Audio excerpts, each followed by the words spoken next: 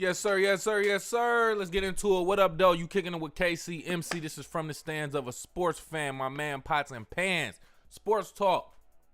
Talking about college football that happened over the weekend, man. Couple big upsets. Starting with the one behind me. No Diddy. Number 16, Ole Miss. Defeated number 3, Georgia. Got them looking stupid. 28-10. Hey, man, Ole Miss. Mississippi, like I said, beating Georgia, marking their 3rd consecutive win. Jackson Dart's 10-yard touchdown pass to Antoine Wells Jr. and Caden Davis's 5 field goals were pivotal for the game, by the way. The Ole Miss defense played a crucial role, scoring 5 sacks, 9 tackles for loss, and forcing 4 fumbles, fam. Georgia, which was limited to 245 yards total, they actually struggled to make significant offensive games overall. Coach Lane Kiffin praised his team's performance, calling it a signature win with potential for college football playoff implications. I didn't watch this game in its entirety, but they dog walked the Bulldogs. I ain't gonna lie to you, fam. This was embarrassing for Georgia. And that's why it's any given Saturday in football, whether it's professional or college. And we love football for this, especially college football. Hey, man, I don't necessarily have a lot of faith in Georgia, Alabama, none of them teams. All of them can be exposed, and they have been over the last couple years. So I'm happy for stuff like this. A lot of people say, people usually tend to root for the underdog and all this other stuff. Call it what you want. Nonetheless, big performance from Ole Miss, 16th ranked, beating Georgia, number 3 ranked. That's big, fam. That's big, fam. Does this mess Georgia up all the way to the point they're out of the college football playoffs? Let me know what you think. It depends on if they take another significant loss, for the end of the season, especially from a lower ranked or unranked team. Might be over for Georgia. That's all it takes is a couple of those. Or they're going to be placed way lower in the brackets. But we'll see, man. Let me know what you think. Go off in the live chat. The comments, call into the show, 313-466-4386. We got a lot of stuff that we need to talk about first and foremost. We're going to go into another upset. Undefeated Miami, number 4 ranked, got beat by Georgia Tech. No ranked, if I'm not mistaken. 23-28, Miami took that loss. Undefeated Miami looking good. Georgia Tech's strategic ground game and clock management led them to that 28-23 victory over the previously unbeaten Miami Hurricanes, handing the number 4 Hurricanes their first loss of the season, despite the Yellow Jackets outrushing Miami 271 yards to 88, and they held possession for nearly 10 minutes longer, neutralizing Heisman contender Cam Ward's impact. Man, couldn't do nothing out there, Cam. Damn. Georgia Tech's Hines King and his returns from injury led the charge with 93 rushing yards, 2 touchdowns, securing the team's first win over a top 5 opponent in 15 years. That's what makes it so significant. The win made Georgia Tech bowl eligible, while Miami's quest for a perfect season is officially over, fam. I don't want to seem like a hater or nothing like that, and I'm going to be honest, I was actually rooting for Miami. I actually like Miami going undefeated. I'm not going to lie. I don't know nobody over there other than Cam Ward, and I only saw maybe 1 or 2 highlights, but I still kind of like Miami. But anybody can get it. No Diddy. Pause. So, Georgia Tech, shout out to them for getting this very, very significant win, ending Miami's streak. What do Miami and Georgia go down to now? Losing to teams like Ole Miss, who was ranked number 16, and Georgia Tech, who was unranked. Or if they were ranked, maybe it was a lower rank. But let me know what you think. Where should Miami and Georgia go in the rankings now as of next week? Go off in the live chat in the comments, call into the show. I think they should still get Miami should get number 9, 8 or 9, I'll say. It was really just Georgia Tech's good play, but I'll give them that. Georgia, 28-10 to Ole Miss. I don't even think Georgia scored a. Man, did they even score I don't think they scored a touchdown till late. It was just embarrassing for Georgia. Georgia, they should be number 10, 11. I ain't gonna lie. That's what I think. Let me know what you think. Go off in the live chat in the comments. Call into the show. 313-466-4386. I gotta talk about this one, fam. Because I'm happy. I've been keeping up with Coach Prime, Shedeur Sanders, Travis Hunter, Shiloh. You see right here with his dad's number. Doing his dad's dance right now, if you can't tell, by the way. He did get a fumble recovery in a game against Texas Tech, by the way. They won. Colorado ranked number 20. Got the win against Texas Tech, 41-27. Now, Texas Tech was not ranked. And not to say that Colorado was favored or not. I don't know the odds in that game. But I don't think too many people was expecting Colorado to get at least seven wins this season. And so far, they are 7-2. With that being said, man, led by Shedeur Sanders, 291 yards, 3 touchdown performance, overcame a 13-0 deficit to start the game. It looked bad at first, defeating Texas Tech 41-27, securing their third straight win. Travis Hunter contributed 9 catches, 99 yards, and a touchdown. Shiloh Sanders recovered a fumble in the end zone, boom, to seal the game. Colorado's offense gained momentum, racking up 351 total yards after a slow start with a 7-2 record. The Buffaloes remain in contention for the Big 12 championship and a potential spot in the college football playoffs. That'll be interesting to see Colorado in the college football playoff. You know what? I got to take a look at their schedule. Their schedule, last I checked, they look like teams that they could win. I'm going to be honest with you. They look like teams that they could beat. They got Utah coming up November 16th, Kansas coming up November 23rd, and Oklahoma State the 29th. None of these teams are ranked right now. None of those teams. Utah isn't ranked. Kansas isn't. Now, I doesn't say that means anything because upsets happen, as we just clearly said. But, bro, I think Colorado got a good chance, a great chance at finishing the season going 6-0. This is their third straight win. I think they can win 3 straight. Utah, by the way, Utah just lost to BYU, as they should. BYU undefeated. They ranked number 9. I don't want to go into all the games, man. But, Kansas. Let's just talk about Kansas' last game. Kansas, they won. They beat Iowa State. Oh, wow. And that was an upset. They beat Iowa State 45-6 yesterday. Iowa State ranked number 17, 7-2 record. Kansas 3-6. That was only their third win of the season. So Kansas obviously can do an upset, but Colorado would clearly probably be the favorite, especially if they win the week before. And then lastly, Oklahoma State versus Colorado. Oklahoma State, just to give you perspective, just took a nasty loss, 13-38 to TCU. TCU 6-4 in the season. Oklahoma State 3-7. Colorado has a great chance of ending the season 6-0, 10-2 record, fam. They do, bro. And I just want people to be aware of this and potentially going to the college football playoffs. How you like that? How you like that, bro? I love this, bro.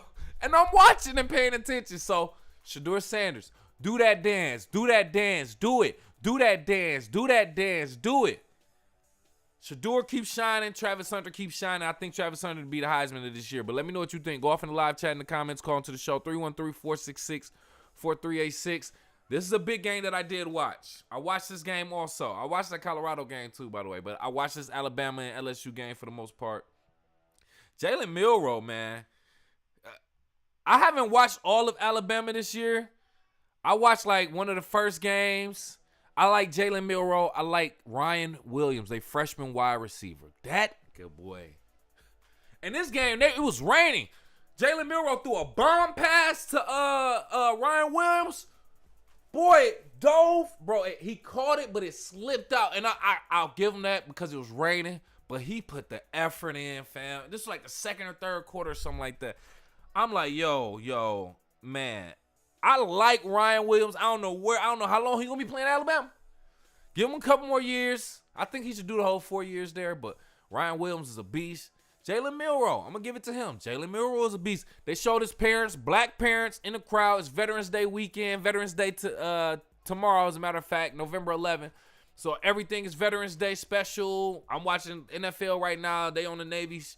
But Jalen Milroe's parents served in the military, his mom and the dad. So I like to see that black parents together for one. They both served in the military. And they producing a son like this starting for Alabama. So shout out to Alabama 7-2 in the season. Number 11th ranked beating LSU 6-3, who's number 14 ranked, man. So nice game. I don't have too much to say about it. I just like what they did, man. LSU really got dog walked, if we being honest. LSU really didn't stand a chance. Alabama was winning that whole game. Can I talk about them real quick? I want to talk about Michigan. Mainly because I'm in Michigan. I'm a Michigan fan. I'm a Michigan State fan. And I'm a diehard EMU, Eastern Michigan fan. But talking about Michigan, man. Michigan's 20-15 loss to undefeated. Just got to put that out there. Indiana raises serious concerns about head coach Sharon Moore's game management with late game decisions proving costly for the Wolverines in this game. Michigan trailing by 2 points in the fourth quarter failed to capitalize on a chance for a go-ahead touchdown and delayed using a timeout, losing valuable seconds. Oh, you know this black man is getting hate mail. CBS commentators criticized the delay with Gary Danielson saying, quote, that cost him almost 30 seconds, end quote. While Brad Nessler labeled it, quote, not good game management, end quote. Earlier in the game, Moore's decision to kick a field goal rather than go for a touchdown from Indiana's 3-yard line maintain Indiana's 2-score lead, further frustrating fans. Additionally, questionable coaching challenges over the last 2 games have shown a lack of strategic awareness. The Wolverines now 5-5, need at least 1 win in their remaining games to secure bowl eligibility. Man, listen, I just want to put it straight like this. As soon as Jim Harbaugh announced that he was leaving Michigan, I was like, damn, please don't get his job to this black man. And I say that with all due respect, not because of his race or nothing like that. But just looking at him and his reactions, even when he took over the few games, I was like, bro, he's better off as an assistant, bro. He's not ready for that pressure for real. And lo and behold, they gave this to him, which I was happy. He was, as a black man, being a coach for Michigan, I'm happy for that. Very happy. But I do want to say, I don't think he was really right. I think this kind of fell into his lap. And I think a lot of people knew, especially at Michigan, that the football team wasn't going to be good this year for real. They don't really have the potential for real. It was going to take more than coaching. And with that being said, they said, if we're going to fail, let's just blame it on this dude. I don't even want to make it about race at this point, but if it's going to fail, let's just blame it on the guy that we just hired temporarily. We're going to continue to look for somebody better between this season and the next season. But we'll see what he can do. Now, it ain't no losing record. It's 5-5, but to be defending national champions, it just ain't a good look, fam. Now, Indiana is undefeated this season so far, so we got to get them that. But other than that, man, as a Michigan fan, I'm slightly disappointed, and it is what it is. Dang, I got the dang on boxing title up here. Ain't anybody tell me that. Hey, man, but let me know what you think. Go off in the live chat in the comments. Call into the show, 313-466-4386. As soon as I'm done talking about football, or at least dang on what's the name football, we talk about, I got the dang on what's the name up. Anyway, moving on to the NFL. NFL starting pretty much soon in regards to, week 10 already started technically. But that was on Thursday. But right now, week 10 is underway right now. Big news that you can see behind me. No Diddy, pause. Dak Prescott, Dallas Cowboys quarterback. Man, he's expected to miss the remainder of the season due to a partially torn hamstring, for which he's likely to undergo surgery that would sideline him for at least 4 months. The 31-year-old quarterback has been a key part of Dallas offense, accumulating 1,978 yards, passing yards, 11 touchdowns, 8 interceptions in 8 games this season. Prescott's injury adds a growing list of setbacks for the Cowboys, who are already missing key players like Durant Bland, Micah Parsons, Trayvon Diggs listed questionable for their upcoming matchup against the Eagles. With a 3-5 record, Cowboys face an uphill battle in the NFC East. Overall, it ain't looking too good for the Cowboys. Dak Prescott, this is a fine time for you to take an injury and a surgery like this. Especially after that loss. I mean, yeah, it will make sense because it probably wasn't no salvaging in this season, bro. Let's be honest with you. I don't want to come off as a hater, bro. Not that I give a damn, I'm going to be honest. But I kind of saw this. I'm going to be honest. First year Dak and Ezekiel Elliott was in the league together on Dallas, they were beasting. Not going to lie. I was like, all right, cool, we'll see. They didn't do too much in the first season. I like, let's see what they do in the next season. Now, I ain't going to say I was a Cowboys fan. That's off. But I was impressed. I was like what they was doing. They were young. They were black coming into the league. I like, let's do this. But then they just didn't do better. They eventually got rid of Ezekiel Elliott, and then they brought him back. It just ain't been right. So I think this is pretty much marking the end of Dak Prescott and definitely Ezekiel Elliott in that era right here in Dallas. So I think we might maybe see one last season of Dak in Dallas next year. Maybe. I wouldn't be surprised if Jerry Jones get his ass out of there while he's injured. But that's just what I think, man. We're going to see what Cooper Rush does. Cooper Rush is the backup, and then I think Trey Lance is third string quarterback. So Cooper Rush really has showed up before. We'll see what they do in Dallas. Not like I give a damn. But let me know what you think. Go off in the live chat in the comments. Call into the show. 313-466-4386. Like I said, NFL is kicking off right now. First games of this Sunday is about to start. I'm watching the pregame right now live. And, we'll talk about those games later on tonight as the games wrap up. My Lions playing later on tonight. I don't want to take up stuff. Moving on to NBA real quick. We got to put some respect on Scottie Pippen's name. We got to put some more respect on his name, fam. Scottie Pippen Jr. and Hall of Fame for Scottie Pippen made NBA history by recording his first career triple-double with the Memphis Grizzlies' 128-104 victory over the Washington Wizards with 11 points, 10 rebounds, and 11 assists. Pippen Jr. not only achieved a personal milestone, but also made him and his father the first father and son duo to record a triple-double in NBA history, following in the footsteps of Hall of Famers Dolph and Danny Shays. Since undergoing undrafted in 2022, Pippen Jr. has gradually proved his worth, earning a standard NBA contract this season and currently averaging 11.6 points, 4.2 rebounds, 6.9 assists, shooting 50% from the field, 41.4 beyond the arc, helping the Grizzlies navigate an injury-plagued season. Ja Morant just announced that he's going to be on and off with injuries also. Let me tell you something, bro. With all that being said, we got to put more respect on Scottie Pippen's name. Scottie, right there with Jordan. 6 rings. Everybody say, well, he didn't win without Mike. Well, Mike didn't win without him either. So we can't never say. We just got to put respect on his name, fam. He still showed up and was a top scoring player without Mike. He did his thing. But everybody's talking about LeBron Jr. playing together. Bronny, with all due respect, that's cool. Bronny just got sent to the G League. He was number 55 in the 2024 draft. That's cool. But Scottie Pippen, he's not an active player. But his son is actually showing up. And I didn't know, the first father-son duo to record a triple-double in NBA history. That's crazy. And Scottie Pippen Jr., he's averaging, bro. Keep letting him work, bro. He'll get up there to average a triple-double. 11.6 points, 4.6 rebounds, 6.9 assists. Let that man keep cooking. Memphis is looking good already. They got Ja. They got Scottie Pippen Jr. They got Zach Edey. They got, I think that the one rookie too, man, don't let me start getting into that. The Grizzlies are looking solid. You got players like this showing up. Scottie Pippen Jr. Shout out to him, man. I just had to put some respect on them. We talking about father sons in the NBA. Give it up for Scottie Pippen and Scottie Pippen Jr., fam. That's just what I had to say. Let me know what you think. Go off in the live chat in the comments, call into the show. 313-466-4386. Since we are talking about NBA is only like a 10th, maybe a 12th of the way through the season so far. So we don't really want to talk about every single game all the time. But a key thing is the Cavaliers.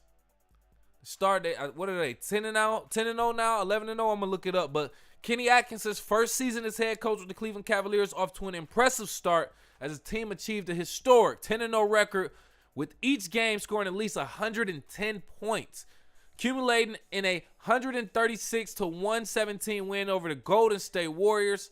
Under Atkinson's leadership, the Cavaliers now lead the NBA in scoring with 124.5 points per game and a .526 field goal percentage, a significant jump from last season's averages of 112.6 points and .479 shooting. This offensive surge has been powered by standout performances such as Julius Garland, 27 points, Evan Mobley, 23 points, as well as contributions from deep roster where 10 players are averaging 15 minutes per game. Although the team has areas to improve, including rebounding and reducing turnovers, Atkinson's up-tempo style and player continuity has positioned the Cavaliers as a formidable force in the Eastern Conference and in the league in general. Basically, this article is saying don't sleep on the Cavs. Yes, it's still early in the season. But look last year. Last year, I think they went at least second round in the Eastern Conference.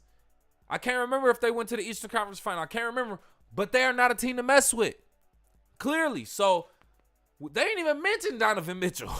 You don't even see Donovan Mitchell in this picture. We talking about Darius Garland, Darius Garland. I forgot the other goddamn Evan Mobley. Bro, come on, fam. They doing nice out there. I like it. I just want to give them some love because after LeBron left, people thought Cleveland was about to be like completely in the dark.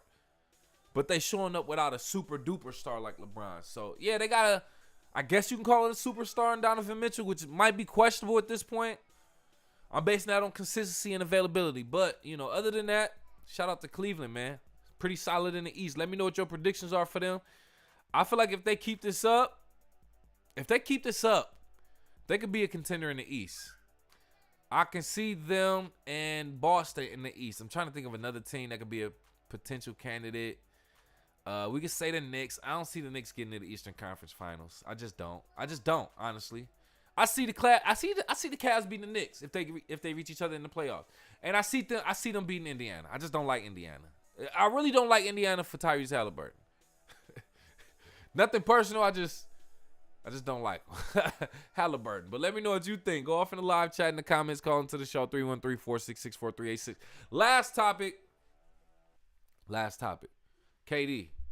Kevin Durant will miss the Phoenix Suns Sunday game today against the Sacramento Kings due to a left calf strain sustained in Friday's win over the Dallas Mavericks, averaging 27.6 points, 6.6 rebounds, 3.4 assists on 55.3% shooting. Durant's absence is significant for the Suns right now. Hold on, sweetheart. But it's significant for the Suns right now. It's significant for the Suns as they are continuing in the season. I think Sacramento currently 5-4 in the season. Sacramento not too good, but the Suns need to continue to do what they do. They 8-1 right now, not too bad. So I think overall, KD, you what 34, 35, 36, whatever the case may be, fam. You already know I'm very critical of your performance, your legacy, and all of that right here in the NBA. But big dog, I think this is just a testament to the fact that you need to take it easy, slow it down. Yeah, you a high scoring, but you can't do what LeBron is doing. Nobody can do what LeBron is doing right now. So y'all just take it easy, y'all KD fans and all of y'all.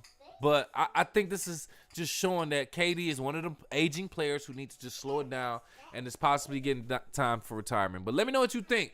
Go off in the live chat in the comments. Call into the show 313-466-4386. When we get back, we're going to wrap up the show. So your loved one just died, and all you can do is cry. We're so sorry about your loss. But what about casket costs? They had no life insurance and didn't leave a will. And now you're stuck with a funeral bill. Try Frugal Funeral Homes. We even bury pets too. If multiple family members died, try our 2-for-1 special. Frugal Funeral Homes, where the hole is already dug in. So when your family kicks the bucket, we bury for your budget. So your loved one just died. Hey, shout out to our sponsor, Frugal Funeral Homes, by the way, man. Anyway, we gonna get up out of here, man. I appreciate y'all for kicking it with KCMC. But before I get out of here, just thinking out loud, I ain't gonna lie. I think it's literally impossible for any average American to only eat one peanut butter and jelly sandwich. I was late starting this show because I got my son and my niece here. I set them up, made a peanut butter jelly sandwich, cut them up into some little cute little triangles, put it on the little kid's dish, gave it to them with some bananas. Feeling good, gave them some water, boom. Come downstairs, I'm about to start the show. I got a little half triangle peanut butter jelly sandwich left. I had to smash. So good, bro. I ate it with a banana. I was like, I got to make a whole nother one. So I had to go bust another one down. Went in there where I left that knife. Right there on the edge of the counter. Because I already knew what was up. Made another peanut butter jelly sandwich. I was late as hell starting the show. Nobody can only eat one peanut butter jelly sandwich, fam. I'm convinced. Let me know what you think. Go off in the live chat in the comments. Call into the show. 313-466-4386. I got to go, though, man. I got to take care of my babies. Before we do that, just make sure you kick it with KCMC on all social media at KIWKCMC. That's just the abbreviations for Kick It with KCMC right here. It's just the abbreviations on all social media. Facebook, TikTok, Instagram, all that. Hey, man, thank you again for kicking it. Make sure you hit that like button, subscribe button, share button, hit the alert so you know when we going live. We're going to do another show later on tonight talking about football, man. Going on right now on Fox. Falcons versus Saints. Falcons 6-3, Saints 2-7. Kirk Cousins, 258.7 pass yards per game this season, 6th in the NFL. Looking good with the Falcons. Shout out to Captain Kirk. We're going to get into that NFL football later on tonight, man. Appreciate y'all for kicking it with KC. We out of here.